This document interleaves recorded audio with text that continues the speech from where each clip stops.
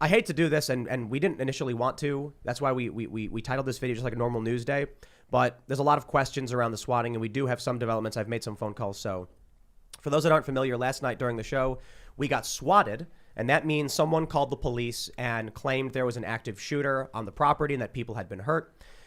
During the show, Luke was talking, and you can see an officer walk past the camera and then walk out, and it seems to go very quickly. I walk out of the room, and then after we realize what happened, Lydia's like, look, we got swatted. I get up and I go talk to the cop. There were two out there, and we come back. A lot of people didn't get the full picture from that. They believed there was just a couple cops who walked in, waved, and left. There were 8 cops that I ended up, I think I saw 5 downstairs when I went back out and said what was going on and asked them politely to leave. And then there were also state troopers, and there was another jurisdiction, I think a sheriff's department. They were all asked politely to leave. I said, I don't want you here without a warrant.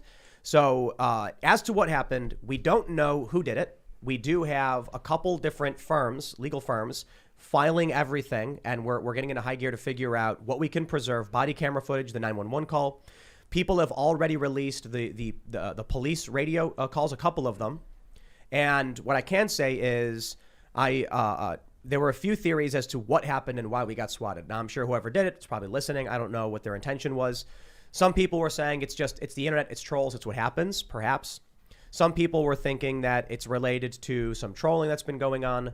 But one of the theories that we had to discuss was whether or not it was related to Marjorie Taylor Greene's appearance on the show. I did mention it the other day. And after the show, I didn't want to, contact her team and drag her into something. She was here the day before on the 5th, not the day we got swatted. But, Luke mentioned it's probably a good idea for security reasons just to let people know, like, hey, this happened. And I can't speak for Marjorie Taylor Greene and what her opinion of this is. But what was conveyed to me is that she's been receiving a large amount of death threats as of the 6th.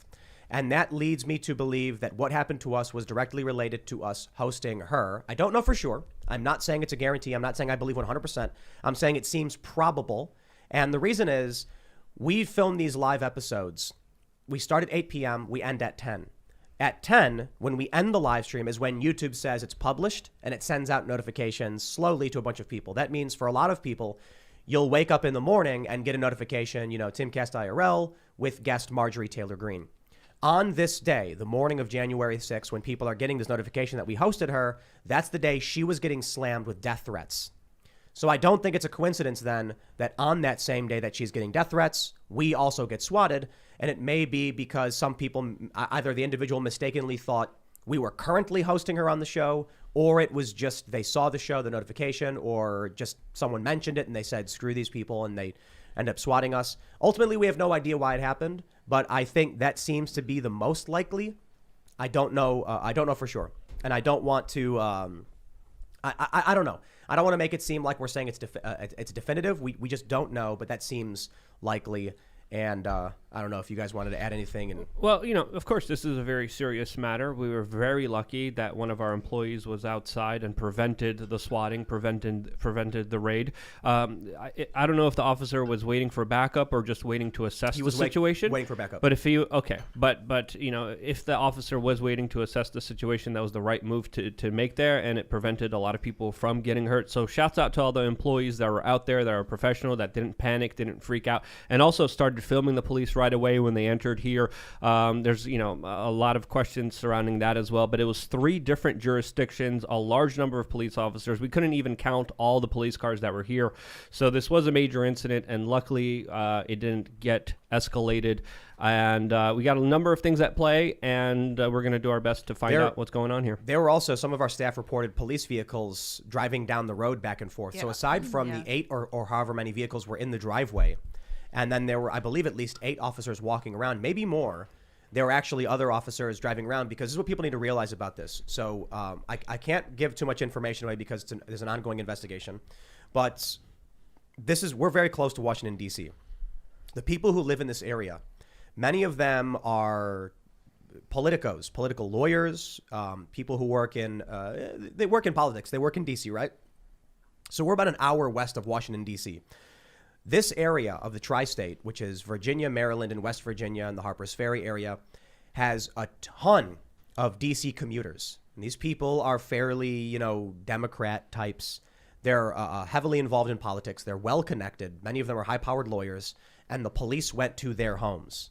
So people around here are extremely pissed off. What you need to understand is we are not in a densely populated area. So when someone says, you know, my address is 100 Fake Street, the cops are like, well, in the span of 2 miles, there's, you know, 5 houses. And if we get one number wrong, then it could be the house a few miles down. So they got to send out a ton of cops. They had to go to a bunch of different houses that are far away from here and do wellness checks in all these places. So it wasn't just what we were experiencing. We got the brunt of it. We get all the cops. But my understanding is that the cops actually drove down very far to other homes and were knocking on doors. And people are let's just say, mildly perturbed. No kidding. At being disturbed over what had happened and being asked questions. And the cops saying, you know, we're getting a report of a murder-suicide and we need to check your home. I don't know to what extent they went and checked other houses, but I can say that people are, my understanding is that people are angry. And what I was told is that, I was told, we can't tell you how, but we absolutely will find out who did this. So this is not the area that you want to be screwing with. You know, some people out here are like extremely wealthy, well-connected, you know, political individuals. And it was bigger than just us, you know, just this house.